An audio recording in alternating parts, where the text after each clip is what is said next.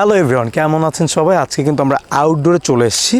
গত ভিডিওতে বলেছিলাম যে আমরা আসলে দেখাবো যে আপনি কিভাবে একজন গিম্বল ইউজার বা এক্সপার্ট একজন গিম্বল ইউজার হতে পারেন। কিছু কিছু বেসিক বিষয়গুলো নিয়ে আজকে কথা বলবো, যার সাহায্যে আপনি যখন একজন গিম্বল ইউজার হবেন আপনাকে দেখতে যেন আনস্মার্ট না মনে হয়, আপনাকে দেখতে যেন স্মার্ট মনে হয়। সো আমাদের আজকের আলোচনার বিষয়টা কিন্তু একজন এক্সপার্ট গিম্বল ইউজার আপনি কিভাবে হবেন।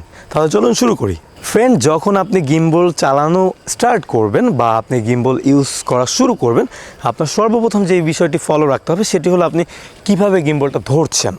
আপনি যদি পাও এরকম করে এই পেটের এইখানে বাঁধিয়ে এইভাবে ধরেন, ব্যাপারটা দেখতে কিন্তু অনেক অকওয়ার্ড লাগবে এবং মনে হবে যে আপনি আসলেই প্রফেশনাল গিম্বল ইউজ করতে পারেন না। তার জন্য আপনার যেটা করতে হবে, আপনার একটি ফুড স্টেপ দিতে হবে। ওকে, হালকা একটা স্টেপ রাখবেন এবং ক্যামেরাটাকে এইভাবে ধরবেন।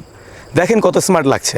আমি যদি এইভাবে দাঁড়াই কেমন লাগছে, আর আমি যদি একটা স্টেপ নিয়ে এভাবে দাঁড়াই তাহলে কিন্তু কেমন লাগছে আপনারা দেখতে পাচ্ছেন। ওকে বন্ধু, যখন আপনি আপনার পজিশন ঠিক করবেন, আপনি শটের জন্য তৈরি হয়ে যাবেন, যে আপনি একটি শট নেবেন, অলরেডি রোলিং করে ফেলেছেন, তখন আপনি একটা বিষয় মাথায় রাখবেন, আসলে এটি সব থেকে জরুরি।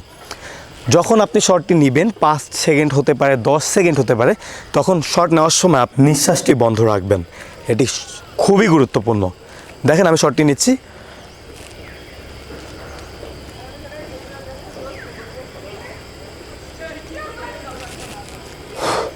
মানে আমি নিঃশ্বাসটি পরে ছাড়লাম। গিম্বল ইউজ করার জন্য আপনার 3টি বিষয় লক্ষ্য রাখা দরকার: আপনার পা, আপনার হাত এবং আপনার বডি। ঠিক আছে, ফার্স্ট টাইম আপনি যেটা করলেন যে আপনার ফুড স্টেপটি ঠিক রাখলেন, দেন আপনি হাত দিয়ে গিম্বলটি ধরলেন।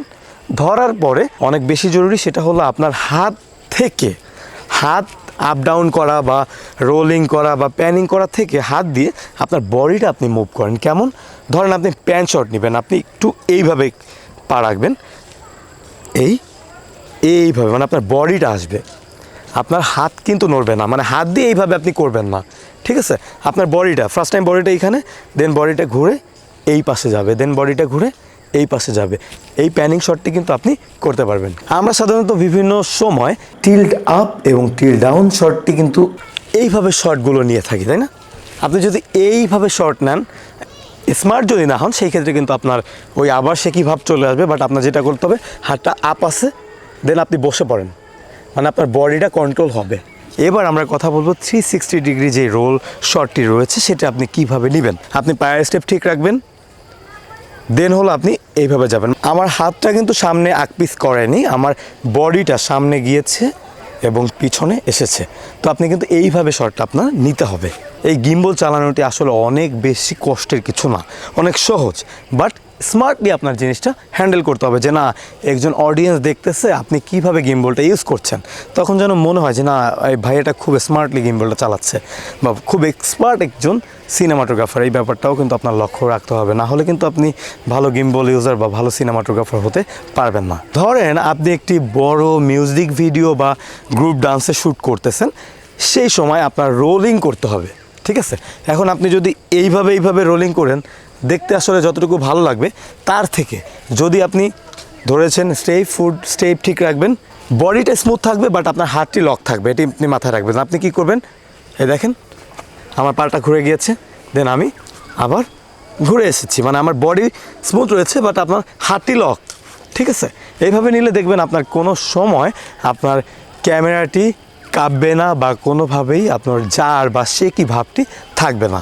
একটি স্পোর্টস মুড বা দৌড়ানোর একটা শট নিচ্ছেন আপনি, হয়তো বা মারামারি হতে পারে বা যে কোনো কাজের জন্য দৌড়াচ্ছে আপনার সাবজেক্ট, সেই ক্ষেত্রে আপনি কীভাবে শট নেবেন?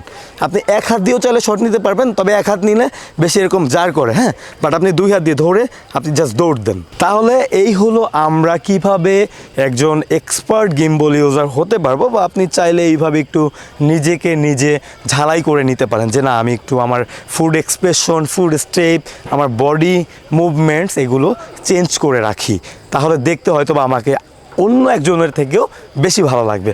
তো বন্ধু, এই পর্যন্তই আজকে শেষ করব। নেক্সট টাইম আরও ভালো ভিডিও পাবেন আশা রাখি। যারা ক্যামেরা লাভার্স রয়েছেন তারা সবাই আমাদের সাথে থাকতে পারেন, এবং আমাদের চ্যানেলে কিন্তু অনেক সুন্দর সুন্দর ভিডিও আপনাদের জন্য অপেক্ষা করছে। ভালো থাকবেন, সুস্থ থাকবেন, লেজেন্ড ফোকাসে সাথেই থাকবেন। God bless you.